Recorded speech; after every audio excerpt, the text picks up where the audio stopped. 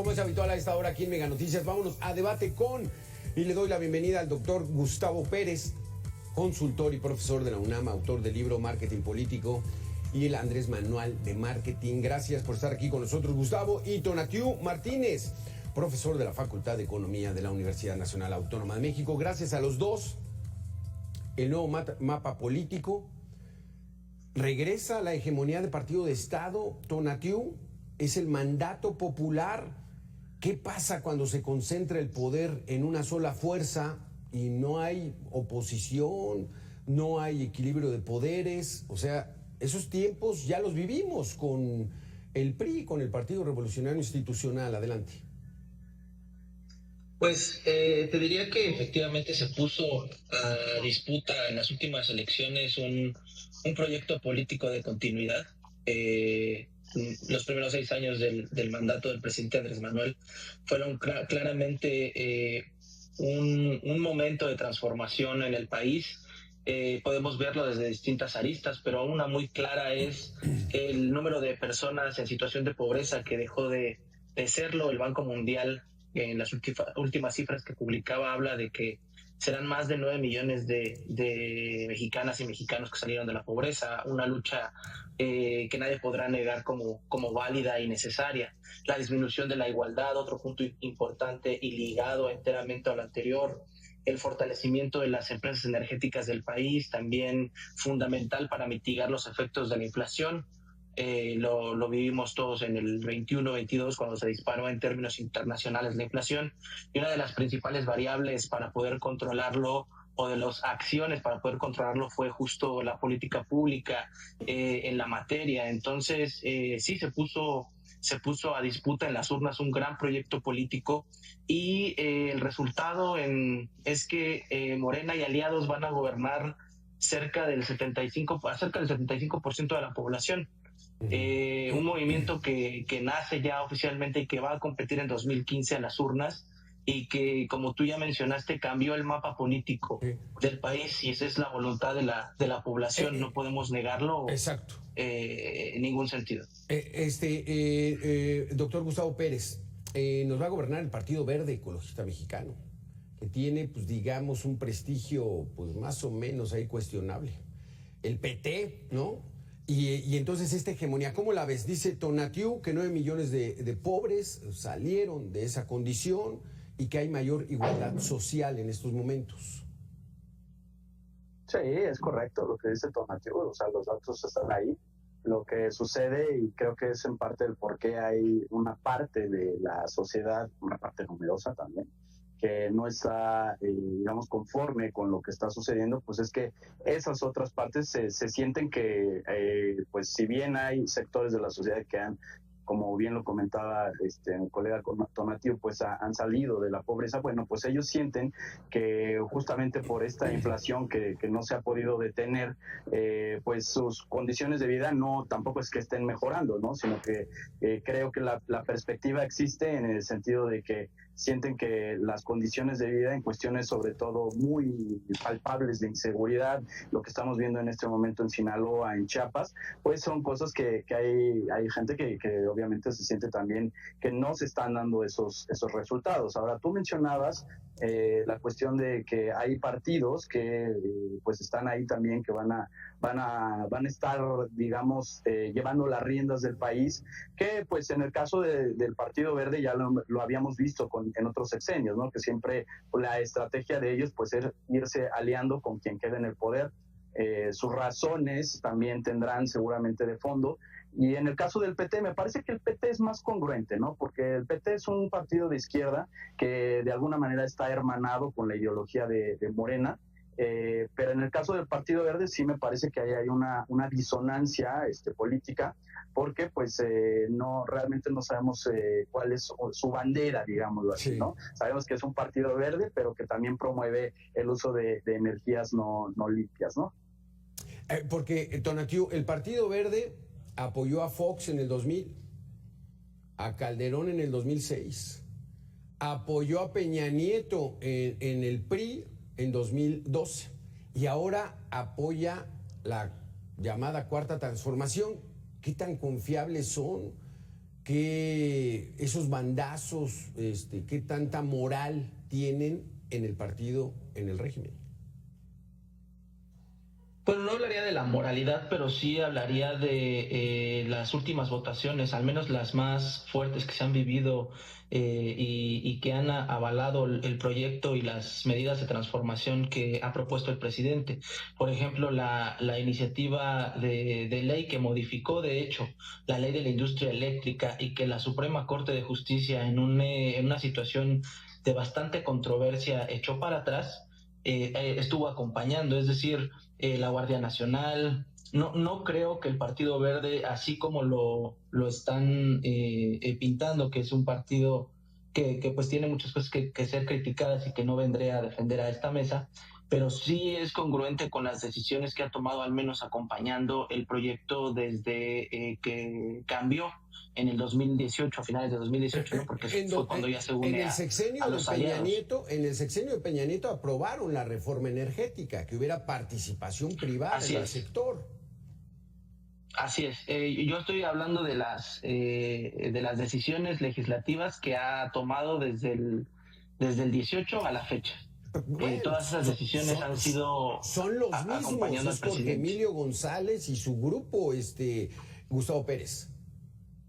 Sí, bueno, el Partido Verde, digamos, en la taxonomía de lo que serían los partidos políticos, se le conoce como un Taxi-Parteien, que sería como un partido taxi, ¿no? Esto recordando un poco la teoría de Kirchheimer, que es un politólogo, y bueno, lo que dice ahí es que existen este tipo de partidos políticos que pueden enarbolar en algún momento grandes causas, ¿no? Como lo fue el Partido Verde alemán en su momento a finales de los 80s, y que pues por eso llegan a tener digamos, una popularidad bastante elevada en ciertos sectores de la población. Ahora, cuando estos partidos se profesionalizan, pues van entrando a una dinámica de competición. Y en la competición, usualmente, esos grandes ideales que tenían, esos grandes propósitos, pues se van transformando. ¿Por qué? Porque en una lógica de competición, muchas veces tienes que poner de frente los intereses propios, económicos, estructurales, burocráticos de ese propio partido político. Entonces, es normal, yo lo considero así, que muchos de estos partidos que surgían con una causa específica, en su momento lo fue, por ejemplo, Alternativa Democrática de Pati Mercado, ¿no? Que tenía una agenda LGBT muy específica, pues se van transformando. Ahora Pati Mercado la vemos en otro partido político. Entonces, pero este es un partido de los que sí ha perdurado y que ha sabido, hay que reconocerle esto de una manera organizacional, ha sabido irse adaptando a las cosas que se le van presentando, y bueno, pues eso no lo podemos juzgar. Tú y yo, Beto, ya lo hemos comentado en algún otro foro. No, si los podemos juzgar, pues los mantenemos. Una de las máximas en la política es que se busque el poder y se trate de conservar el poder. Ahora, donde podemos estar de acuerdo, querido Beto, es que muchas veces esos medios pues pueden ser moralmente bastante criticables, ¿no? Vamos a hacer una pequeña pausa de 2 minutos y regresamos. Y eso de que pues, no podemos juzgarlos, claro que sí, Gustavo. Los mantenemos todos con nuestros impuestos que pagamos. Volvemos en 2 minutos. Este cambio de ideología, Tonatiuh, del Partido Verde, por ejemplo, pues, ¿cómo poder entenderlo si están autorizando el Tren Maya, que devastó parte de la selva, una refinería de combustibles fósiles? Pues no van con su perfil ecológico. Pues mira, yo te diría que podemos criticar al Verde en muchas cosas, pero a partir de 2018 han mostrado una congruencia completa con respecto a las decisiones que ha tomado el movimiento o los aliados del presidente, tanto del partido al que pertenece y que se tomó su licencia al momento de ser electo, como el PT y el Verde. Es decir, ahí hay una congruencia total y tampoco debemos de confundir o tratar de atacar a todo el movimiento y a los aliados por el hecho de pues estar justo en una relación de convivencia y de lucha por el poder, como ya mencionaba el doctor Gustavo, que es bastante legítima. Ahora, con respecto a lo del Tren Maya, ONU Habitat salió y publicó un reporte bastante completo de todos los beneficios que trae el Tren Maya a la población, tanto en número de empleos generados como de personas que son parte de la población indígena de la región. Arriba del 43% de los nuevos empleos van a ser otorgados a ellos. La derrama económica calculada por ONU Habitat en alrededor de 2.7 billones de pesos. Es decir, creo que hay que, al momento de analizar algo, no hay que simplemente descalificarlo por el hecho de que sea una propuesta del gobierno. El hecho de la refinería que también se menciona, bueno, las potencias del mundo están construyendo refinerías porque refinar petróleo sigue siendo una condición no nada más económica importante, sino de seguridad nacional. Entonces, creo que hay que tener una perspectiva un poco más amplia cuando estamos hablando de política pública y de política en general. Bueno, ahí si viene la propuesta del poder, por ejemplo, el que entrara la iniciativa privada en el sector energético fue súper criticada por la izquierda que ahora está en el poder, pero quiero saber tu opinión, Gustavo, de lo que dice Tonatiuh. Sí, a ver, es un poco en la tónica que decíamos. Yo lo que comentaba es, no se le puede juzgar al Partido Verde por sus legítimas aspiraciones de alcanzar el poder y mantenerlo en las formas que ellos consideren. Es normal en la política. Ahora, donde creo que hay un debate y debe ser bastante serio, no es en el cómo se obtienen las cosas. Y tú comentaste algo, Beto, que además me pareció interesante. Dijiste, ese cambio en la ideología del Partido Verde. A ver, es que yo siendo honesto, al Partido Verde lo veo que nunca ha tenido una ideología realmente. No sabemos si es de izquierda o de derecha, porque un día está con uno y si no le conviene se va con el otro. Hay que ser fríos a veces en el análisis de la política. Yo no juzgo sus legítimas intenciones. Lo que sí uno puede empezar a vislumbrar es que es un partido que es muy camaleónico en este sentido, ¿no? Y creo que eso para ellos pues, les ha dado resultados, ¿no? Creo que incluso, y esto es una crítica que he venido haciendo últimamente sobre los partidos de oposición, que justamente se tratan de posicionar tan alejados a ese, digamos, sentir nacional que al final de cuentas pues está representado ahí en los votos, ¿no? O sea, en el cómo se está haciendo las cosas, podemos juzgar si nos gusta o no nos gusta, si creemos que es justo o no es justo, el cómo están haciendo las cosas, pero al fin fue un sentir popular y creo que la oposición justamente en el hecho de sentirse que deben de asumirse como una oposición, no han visualizado qué es lo que más les conviene políticamente hablando. ¿Sí me explico? Porque nada más por decir que son oposición van a poder ser competentes. No, es que al momento de que tú te debes de asumir como oposición, pues debes de salir con otros proyectos, debes salir con otras propuestas. Y creo que la oposición solamente se ha quedado en ese terreno de decir que ellos son los que están en contra, pero no están diciendo qué es lo que harían diferente. Y creo que por ahí el resto de los partidos políticos pues se han quedado bastante rezagados, ¿no? Aquí lo que están diciendo me recuerda a la posición de el Frente Democrático Nacional en 1988, encabezado por Cuauhtémoc Cárdenas. Ahí estaba Claudia Sheinbaum y la gente del CEU apoyando un proyecto para romper la hegemonía del partido monolítico que era el Partido de la Revolución Institucional, el PRI, el Partido de la Revolución Institucional. Entonces, regresamos a esos tiempos, Tonatiuh, ¿no lo ves así? No, yo creo que son momentos e instituciones completamente diferentes las que se tenían a finales de los 90. Lo que se trató de construir durante el periodo neoliberal es distinto a lo que se tiene actualmente. Me parece que sí tenemos un gobierno justo nacionalista, avalado por, sobre todo avalado por una transformación democrática pacífica, que creo que es lo más importante. Aquí el movimiento del actual presidente todavía, Andrés Manuel, es de una lucha de décadas.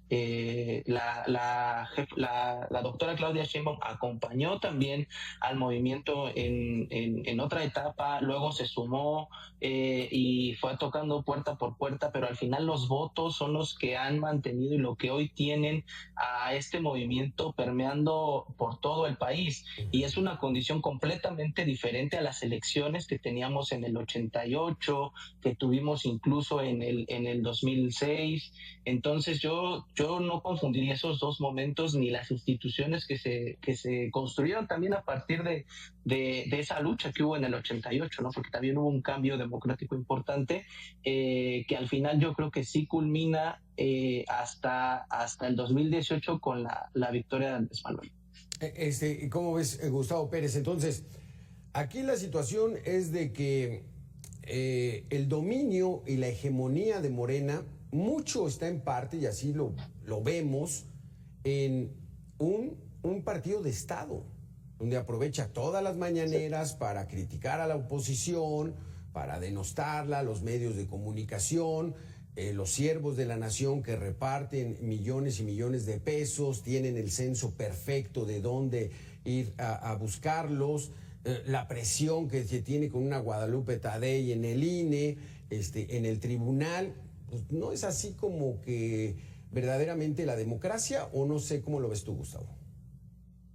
Bueno, justamente este concepto de hegemonía y el poder específicamente, hay una gran tesis, ¿no?, de Gramsci, que justamente es un seguidor marxista, ¿no?, en el cual pues justamente dice que el poder muchas veces cuando no tiene contrapesos o no tiene una competencia real, porque muchas veces la competencia es ficticia o superficial, pues tiende a eso, ¿no? Trata de juntar la mayor cantidad de piezas posibles, pues para que le sea favorable. Ahora, aquí lo que yo lo he dicho con mucha crítica, además, es que si bien es cierto, hubo una apertura democrática a partir de finales de los años 80, que fue más o menos madurando durante los años 90, pues me parece que esas instituciones no hicieron bien su chamba, por decirlo de una manera coloquial. Y eso implicaba que la gente comprendiera el valor de esas instituciones, y lo hemos dicho en otras mesas, querido Beto, que si la gente no entiende qué es una comisión reguladora de energía, que si la gente no entiende qué es un FT, un INAI, pues muy difícilmente la gente le va a ver un valor intrínseco a eso, ¿no? Va a decir,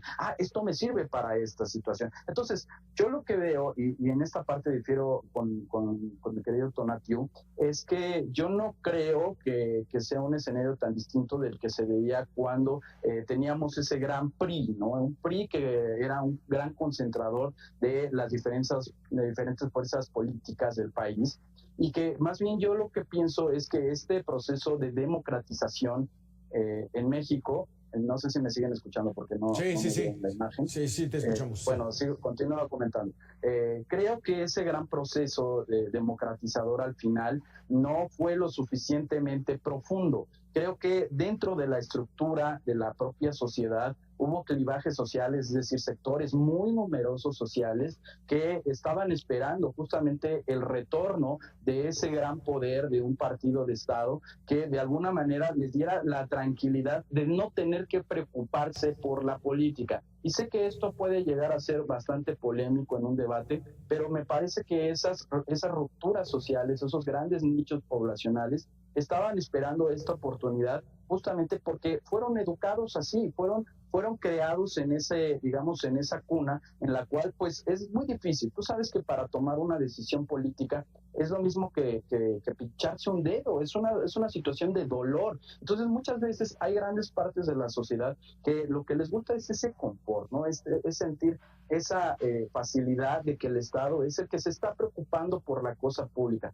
Una sociedad política democráticamente hablando y con grandes estándares de civilidad, ¿no? Pues es aquella en la que existe una gran pluralidad, donde ninguna de las fuerzas políticas es ni siquiera admisible que tome el control de instituciones políticas consagradas. Pero ¿cuál era el problema? Y esta es una cuestión que, lo repito, bastante crítica. Creo que esas instituciones realmente nunca estuvieron bien consagradas en la cultura política mexicana. Vamos a hacer una pequeña pausa de 2 minutos y regresamos para cerrar con este debate que está muy interesante. Gracias, Tonatiuh. Gracias, Gustavo. Gracias, Gustavo. Tonatiuh, vamos contigo. Tonatiuh, en el sentido, 2 puntos. La crítica al neoliberalismo, ¿qué tanto es un manejo neoliberal el manejo de la macroeconomía como lo hizo este gobierno? Muy idéntico a los anteriores. La tasa de interés en 11.25, apenas la bajaron a 11%. Eso favorece a los grandes capitales, a los bancos, a los financieros. Pues ¿dónde está un cambio de política neoliberal? Bueno, ahí hay una situación fundamental de entendimiento de la política monetaria.